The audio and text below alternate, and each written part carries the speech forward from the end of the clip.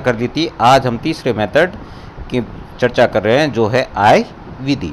तो आय विधि की चर्चा करते हैं। हमेशा की तरह कि हम टॉपिक शुरू करने से पहले कुछ महत्वपूर्ण शब्दों पे या शब्दावली पे ध्यान दे देते हैं ताकि उस चीज़ को अच्छे से समझा जा सके। तो सबसे पहले आप देखिए मजदूरी और पारिश्रमिक। तो मजदूरी और पारिश्रमिक क्या होता है, आपको पता ही है कि मजदूरी और पारिश्रमिक क्या होता है।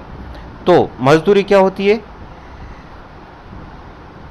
यहाँ पे मजदूरी, तो मजदूरी आप वैसे यहाँ पे मजदूरी की कोई डेफिनेशन मतलब अलग से नहीं बता रखा, लेकिन आपको यहाँ ध्यान रखना है कि मजदूरी मतलब वेजेस डब्ल्यू, और पारिश्रमिक यहाँ जिसको कह रहा है वो सैलरीज। तो वेतन किसको मिलता है, जो कंपनी के फिक्स कर्मचारी और जिनको मासिक फिक्स मिलता है वो हो गया वेतन। लेकिन मजदूरी किसको मिलती है, मजदूर वर्ग को नॉर्मली, जिसको हम अप्रशिक्षित वर्ग कहते हैं, इस प्रशिक्षित वर्ग को मजदूरी मिलती है। तो वो मजदूरी और पारिश्रमिक ये चीज़ होती है कि मजदूरी मजदूरों को दी जाती है और पारिश्रमिक जो है वो कंपनी के या फिर सरकार के जो भी कुशल वर्कर है और मंथली फिक्स है तो उनको दी जाती है सैलरी, जो जिसे आप क्या कहते हैं पारिश्रमिक। उसके बाद कर्मचारियों के कल्याण के लिए अंशदान। कर्मचारियों के कल्याण के लिए अंशदान, कर्मचारियों के कल्याण के लिए अंशदान का मतलब ये होता है कि जैसे कुछ कंपनी या गवर्नमेंट जो होती है वो क्या करती है, जैसे पीएफ की सुविधा देती है, तो ऐसी कोई सुविधा जिस सुविधा से क्या हो, कर्मचारियों को बेनिफिट और कर्मचारियों की आय वृद्धि हो, तो कर्मचारियों को आय हो। इसमें भी कर्मचारियों को आय हो रही है और इसमें भी कर्मचारियों को आय हो रही है। तो दोनों में देखिए, दोनों में कर्मचारियों को क्या हो रही है, आय हो रही है।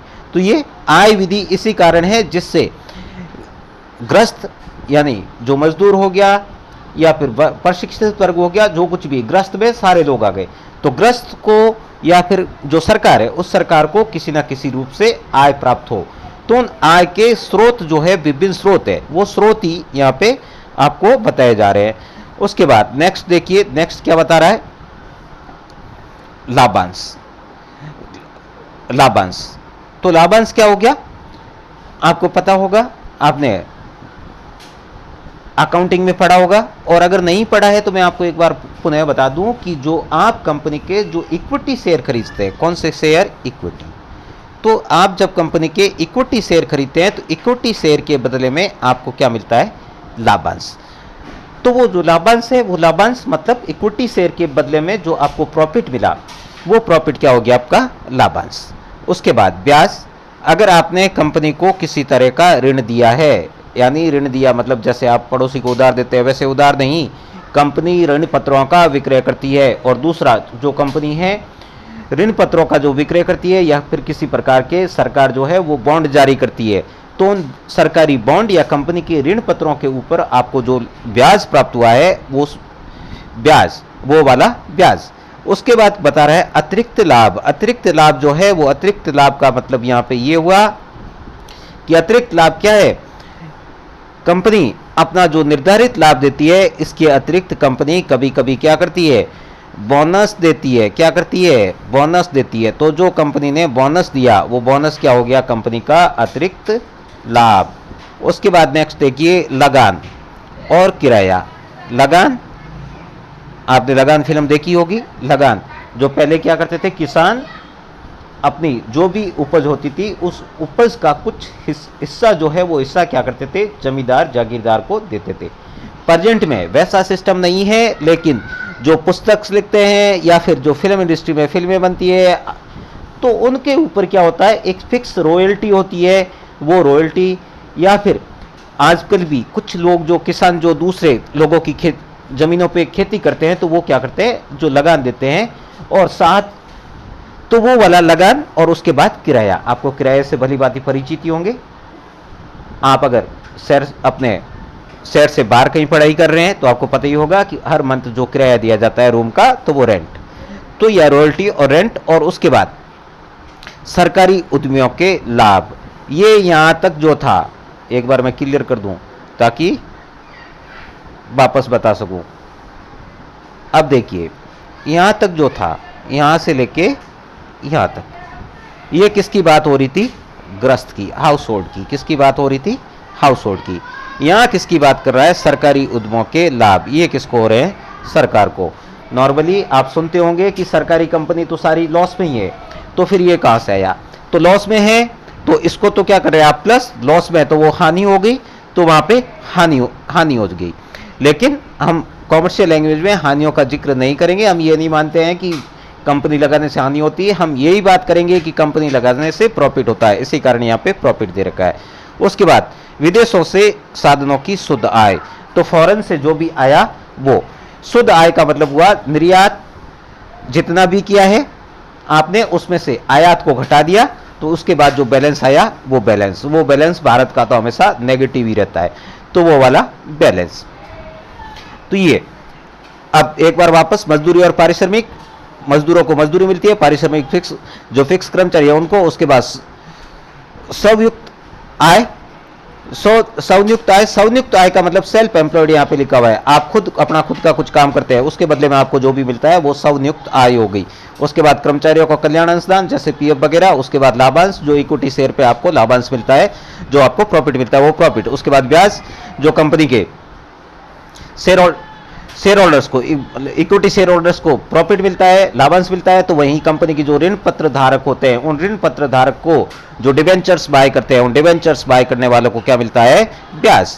उसके बाद अतिरिक्त लाभ यानी बोनस प्रॉफिट, जो कंपनी लास्ट में कई बार बोनस देती है वो बोनस। उसके बाद लगान और किराया जो मंथली फिक्स रेंटल दिया जाता है, और रॉयल्टी जो पुस्तक वगैरह लिखते हैं उनको रॉयल्टी, और सरकारी उद्यमों के लाभ।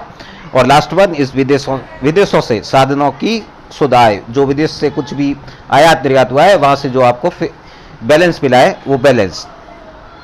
उसके बाद नेक्स्ट वन,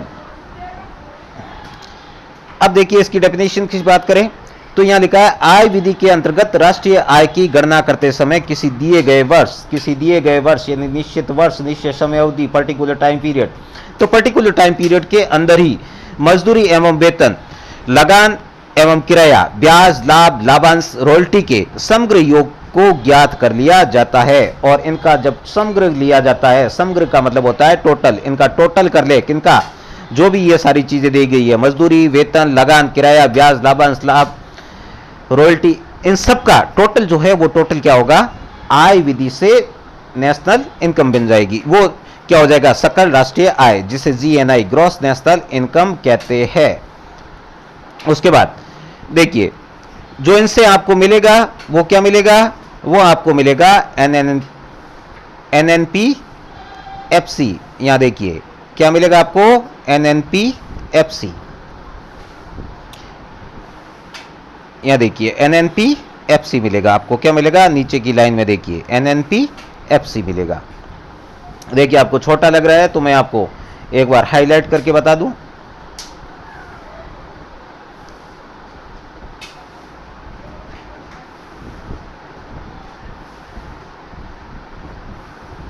ये क्या है? NNP-FC। तो आपको क्या मिलेगा? NNP-FC मिल जाएगा। तो NNP-FC क्या होता है? NNP-FC जो है वो क्या होगा? NNP-FC, तो NNP-FC वो है जो आप इन सब का टोटल कर दें तो आपको नेशनल जो प्रोडक्ट प्राप्त होगा वो प्रोडक्ट किस पे प्राप्त होगा? फैक्टर कॉस्ट पे, यानी साधन पर आय। ये बाजार मूल्य पर आय नहीं हो रही है, ये नेशनल नेट प्रोडक्ट जो है वो किस पे हो रहा है? फैक्टर कॉस्ट पे। और इसका फॉर्मूला दे रखा है R+I+W+P।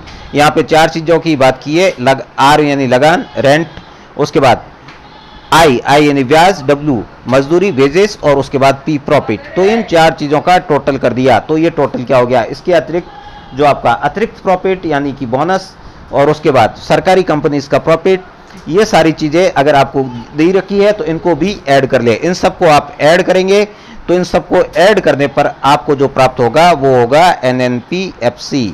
तो NNP-FC जो है वही क्या है? समग्र आय या राष्ट्रीय आय, और इनका टोटल ही क्या है? आय विधि से राष्ट्रीय आय की गणना करना।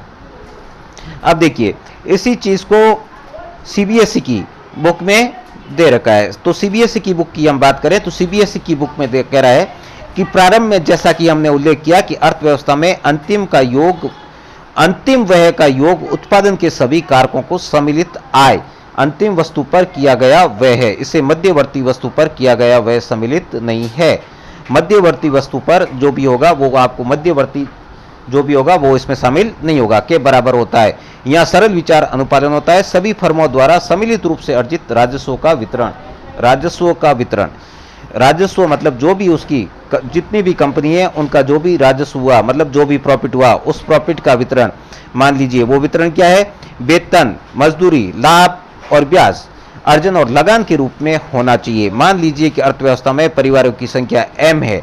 वे परिवार किसी वर्ग विशेष में प्राप्त मजदूरी वेतन को W मान ले। अब मजदूरी और वेतन दोनों को क्या मान लिया? W। इसी प्रकार P, IN और R क्रमशः सकल लाभ यानी ये P जो कह रहा है वो क्या हो गया? प्रॉफिट, जो किसको मिलता है? इक्विटी शेयर होल्डर को। और उसके बाद IN यानी इंटरेस्ट, ब्याज, जो किसको मिलता है? कंपनी के डिबेंचर्स होल्डर्स को, और सरकार ने जिसने बॉन्ड लिए उन बॉन्ड धारकों को जो मिलता है। उसके बाद R यानी अदायगी और लगान, जो कंपनी ने कहीं बिल्डिंग किराए पे ले रखी है तो उससे जो लगान है वो लगान किसको मिल रही है? ग्रस्तों को मिल रही है। तो इन सब का जो टोटल है वो टोटली क्या होगा? किसी विशेष वर्ष विशेष में प्राप्त होता है। अतः सकल घरेलू उत्पाद निम्न प्रकार से व्यक्त किया गया है, जो यही कह रहा है कि W plus P plus IN plus R, इनका जो टोटल है वो टोटल क्या हो गया? सकल घरेलू उत्पाद हो गया। तो दोस्तों ये बताना ना भूलिए आपको कैसा लगा, और आपका किसी प्रकार का डाउट है तो वो कमेंट बॉक्स में अवश्य मेंशन करें। और विशेष सूचना, अभी तक आपने हमारे चैनल को सब्सक्राइब नहीं किया है तो अवश्य सब्सक्राइब करें, और आपकी जो भी डाउट